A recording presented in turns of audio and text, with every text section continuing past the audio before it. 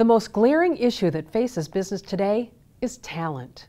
According to Talent Now, 86% of the most qualified candidates for your open positions are already employed. That is a tough statistic.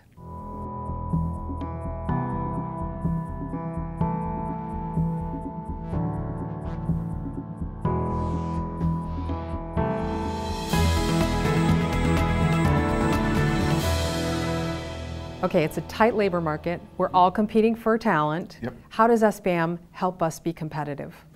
All of our products and services are first designed by small business owners for small business owners. So I want to make sure you understand that right off the bat. And that's 500 employees and under. 500 employees Right. and under. Most of our employee benefit programs that we offer are 100 employees and fewer. And what we do is group purchasing. So what we're after is to make that small business owner as competitive in the employee benefit market, health insurance, life and disability, COBRA administration, Section 125, all of the things that they need to be able to offer to their employees to compete for that talent with the larger companies across Michigan. That's what it's all about, replicating, duplicating the offering of employee benefits in a small business that would be available in a much larger company. And because you're doing a group purchase, it's more affordable? It's either going to save that company time or money or both. Excellent. We can all use saving a little more time and money. No question. Yeah, so thank you so much for being here. Okay. I'm Lisa Smith, and this is Focus on Business. Here with me today is Edythe Copeland, Sheri Welsh, and Brian Calley. Competition comes in many forms. In today's tight labor market, competition can be fierce when it comes to attracting new talent and hanging on to the people that you have. We've got experts here today to help you navigate this tough topic. Someone, please expand on how important this topic really is. It is a big deal, Lisa, for small businesses. As a small business owner myself, and in my business as a professional recruiter, we help companies find talent. It's the #1 complaint of small businesses these days. That's what the folks at SBAM tell us. The #1 concern that small business owners have, what keeps them up at night, is finding talent. And I would like to, piggyback on that, being the workforce system, capital area specifically, we represent the capital area. However, I do want to mention that there are 15 other Michigan Works agencies that provide services. And a lot of times we do provide these services to small businesses because they may not be big enough to have their own HR departments, and they need help understanding, how to even post, a position and what type of wages they should be setting. But that is the #1 issue that we hear from business, is first of all, finding the folks, but then finding the folks that have the skills that they need to help their companies continue to grow and thrive. How low is the unemployment number today? Well, it's going to depend on where you are in the state. In the capital region, we're around between 3.4 to 4.5. It varies depending on the region. But obviously, throughout the states, there are some that's going to be higher, 7 or 8%, or maybe even higher in some of the larger urban districts. Right, and to piggyback off that too, if you look at the professional sector, so you look at degreed candidates with a few years experience in their field, that drops to 2.4, 2.5%. So it's an acute shortage. So Brian, can you set the stage for us? SBAM is very involved in this from a policy standpoint. What's happening there? Well, there's a lot of focus and attention on it. Today we see these connections being made between business and education like we haven't seen in the past. And it really makes sense. You have supply and demand, right? You have the education system that equips young people and young adults, in some cases adults going back to school, with skills. And then you have those who make the hiring decisions that are the demand. And making sure that we equip people with appropriate skills, with in-demand skills, is so very, very important. And so, of course, over the last several years, we've seen this connection start to get stronger, but we've got a lot of work yet to do. So we had been involved over the past several years in several different initiatives within public policy in helping to make those connections better. One example that our employers really love is a program called Going Pro. And this really is a demand-driven type of a program. We have an employer, or in some cases a consortium of employers, that work with a local community college to say, over the next 3 or 4 years, we need, say, 100 people with this particular certification. And if you put together the curriculum to do it in partnership with us, then we will guarantee that we'll hire every single person that goes through this process. In many cases, even employers now are sponsoring the education, the certification of the employee, making that commitment early on, so that they get the first shot at the employment after the education is done. Those sorts of creative things are happening today, but this is still a very hot topic. This is still an area that I expect to really dominate the landscape of economic development discussions over the coming years.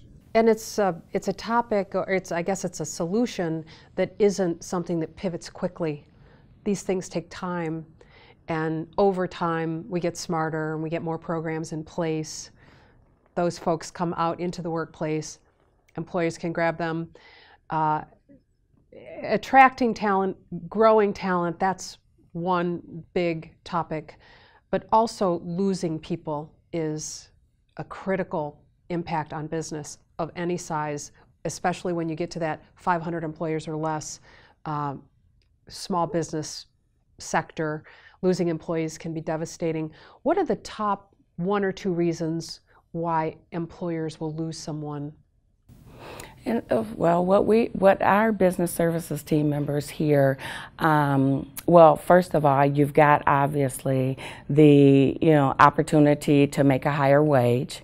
So a lot of times you'll find people are leaving because there's a job that may pay a higher wage and or benefits that individuals are not receiving at their current location. But what interestingly has surfaced over probably the last year or two is the lack of the ability to pass a drug screening. So it's not only an issue for an individual to get hired in many occupations, but also for them to retain their positions.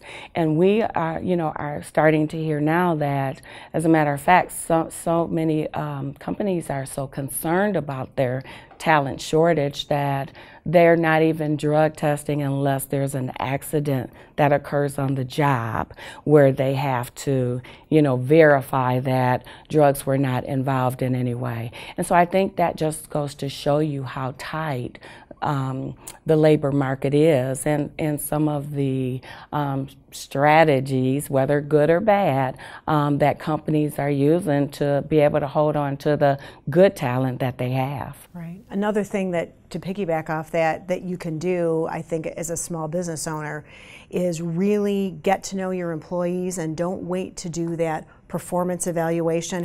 Here's how it went the past year, and where do you want to go, employee, in the next year? What do you want to be? Have those conversations all the time.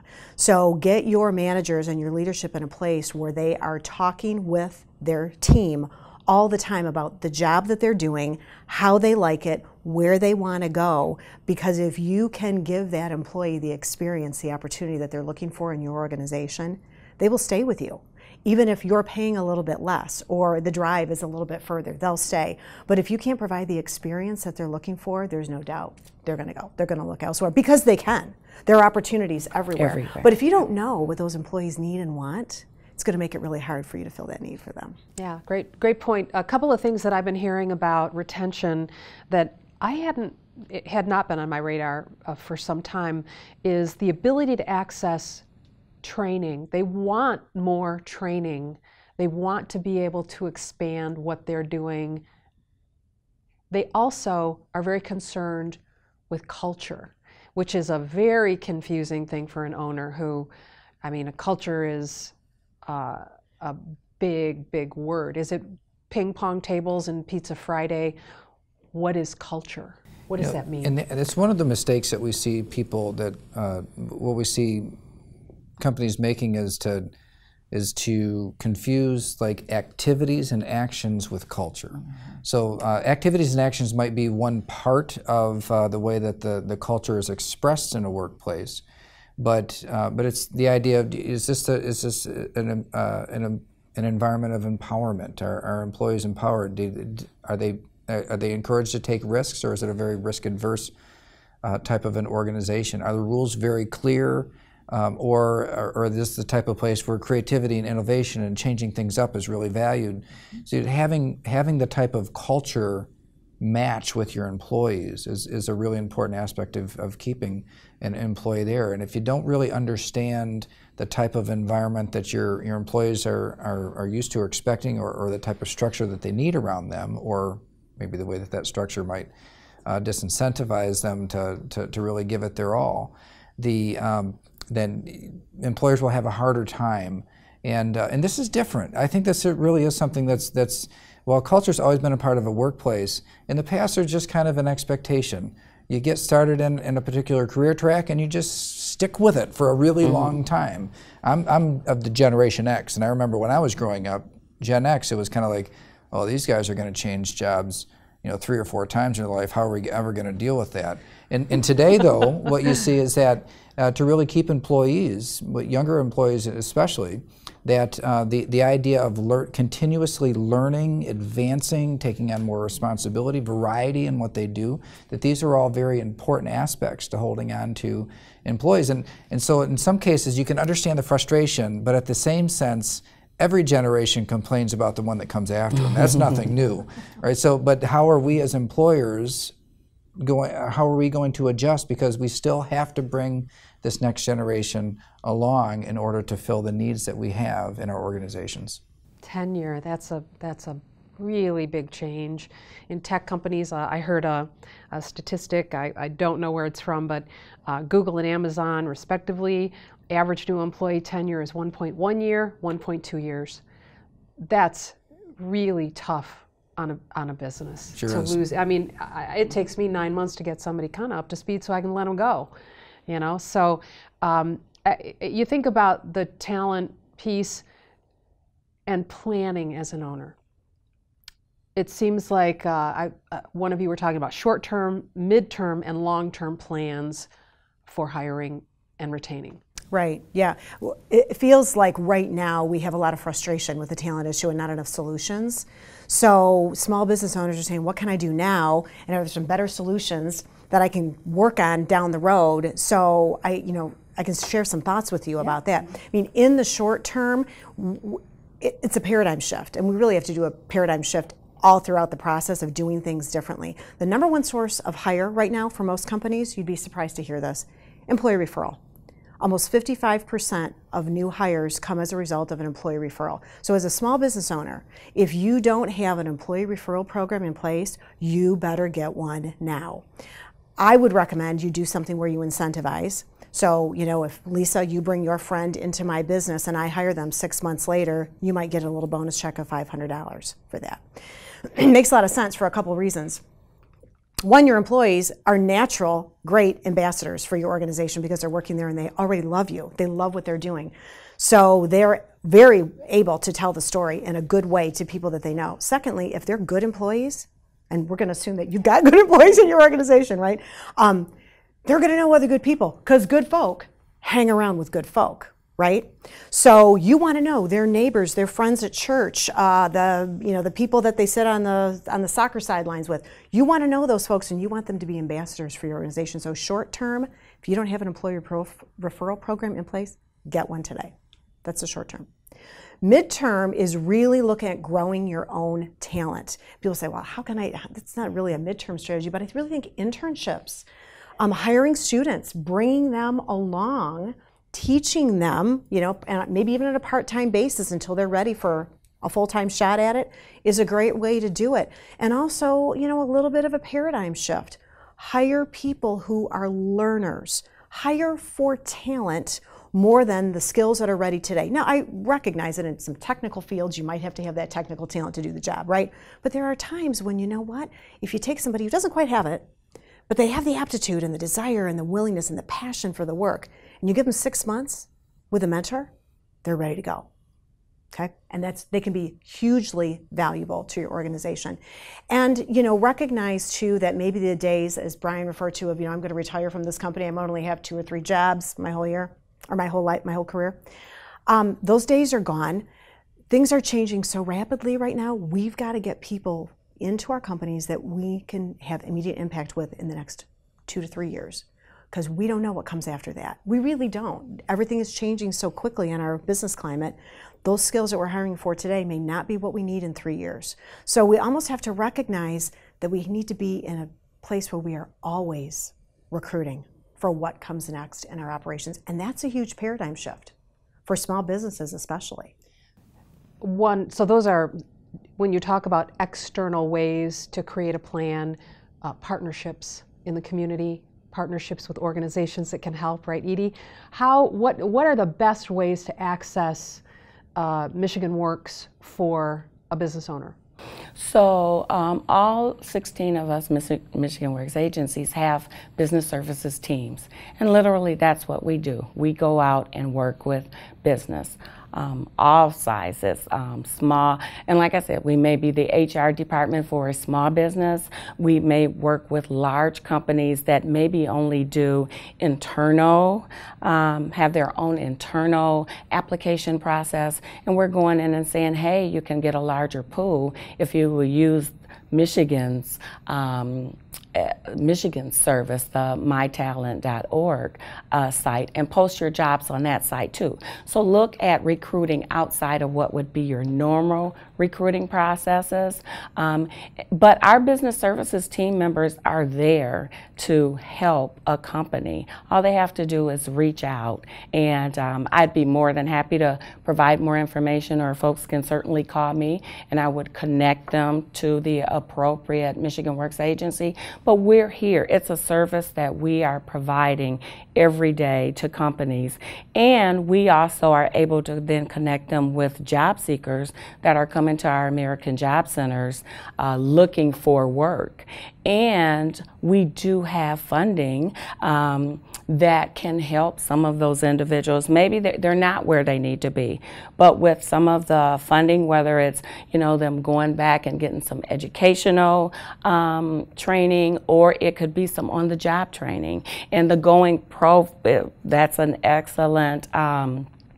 That was an excellent program. I mean, Going Pro is filtered through the Michigan Works system. So we're right there in the middle with the company and the education system, trying to help navigate that system for those individuals that need help. So the Michigan Works system is really a one-stop shop, and I would encourage, if companies are not utilizing that system, then they're really missing out. Yeah, and I have to mention too, this is free. You can contact the Michigan Works, and this is free to owners. So it's quite a good value. I can't think of doing a show on talent and retention without talking about the Marshall Plan.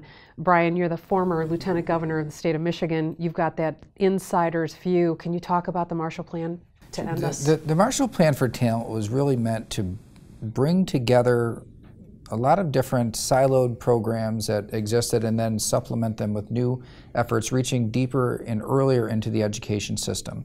And so it was everything from helping schools to really ramp up good, solid career counseling much, much earlier in the process. And that's more than dealing with the child, but it's also the teachers and the parents and understanding where opportunities are for their children to review. Because it's been, for years, it's been kind of like, here's the definition of success, and it was this one thing, right? Go to a 4-year university, become a lawyer, become a maybe become a doctor, something like that. And there's all these other things where you can pursue a career with little or no debt and have a high income. I mean, these options are available. So the Marshall Plan started there, and then all the way through to reconnecting people later on in life with new skills, the ability to gain new skills in order to update and be more relevant to what the economy requires today. And then we see now an even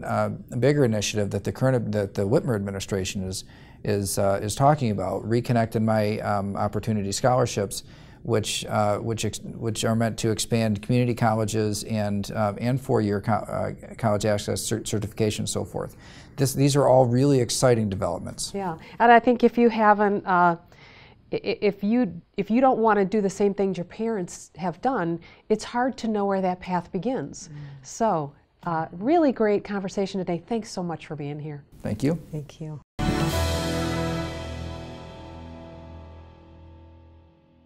Jeff, one of the toughest fields to recruit, train, and hire for is IT.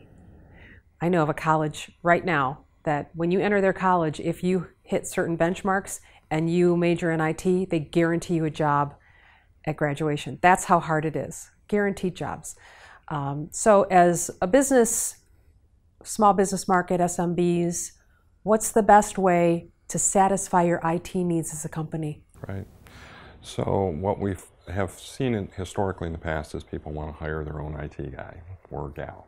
I say guys because 90% of them are guys. But there's a trend, and it's been going on for a long time, is just to outsource it.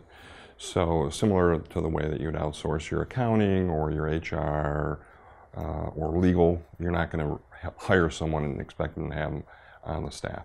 The other thing with having someone on the staff is it's typically you can afford one.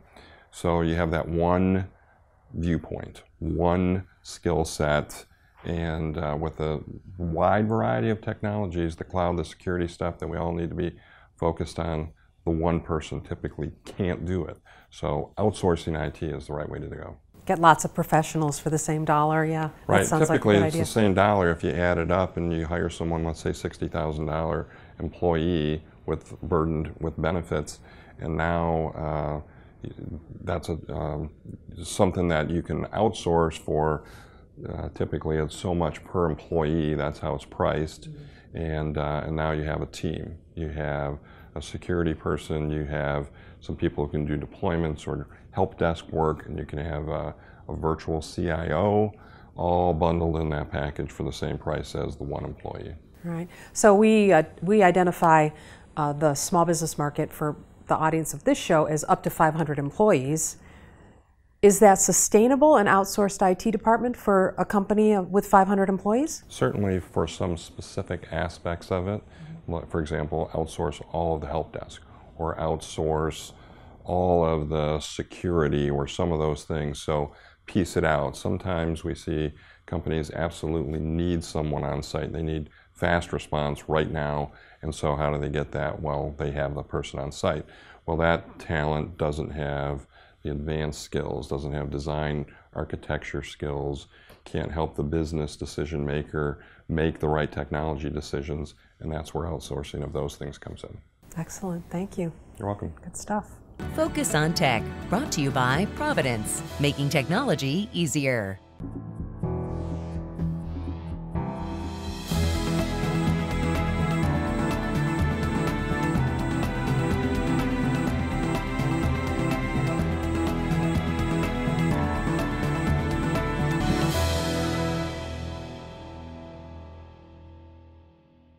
Hi, Bill. Thanks for being here. Thank you for having me. Yeah. So when it comes to this labor market, everything seems to be costing a bit more for owners. The cost of talent is up. Wages are rising.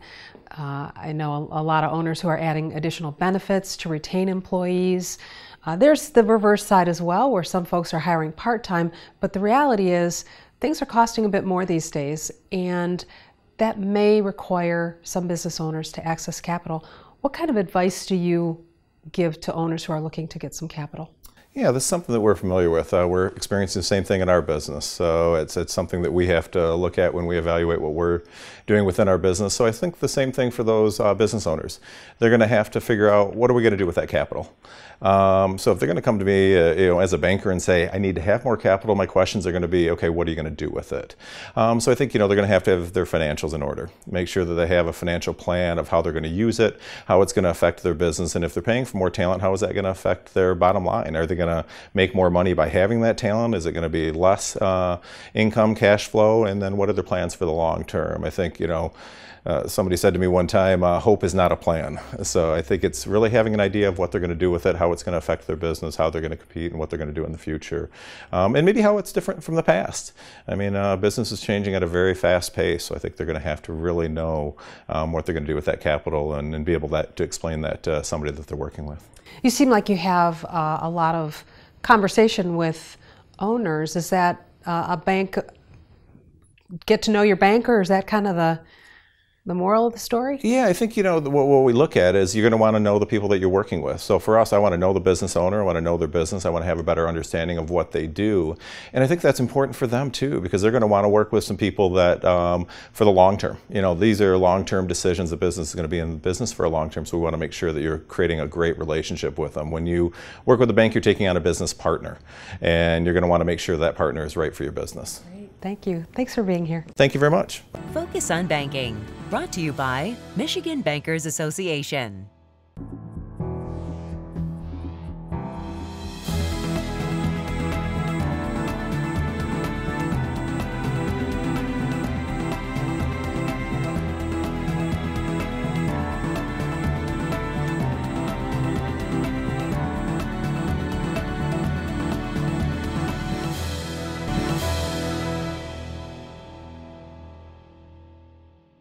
Denise, as an attorney, what advice would you give for retaining good employees? Well, it's a great question because employees are very hard to retain right now. It's a competitive market. It's an employees market. So I guess my first piece of advice is once you have a good employee, your first job would be put them under contract. Don't be afraid to put an employee under contract. I think the instinct for employers is always to have at-will employees. That's not necessary if you have a good one. Give them a contract, give them an incentive, and you're going to want a good, enforceable, non-compete agreement in your contract for your employees. That doesn't mean that you're going to be preventing them from working in their field forever. You want to make sure that the non-compete agreement is enforceable, which means it has to be reasonable, both in scope and in geography. So, for example, as an attorney, I could not prevent one of my associates from working in Michigan. Right? It would need to be reasonable in geography, about 5 or 10 miles, and the general rule of thumb for non-compete agreements is somewhere between 6 months and 2 years.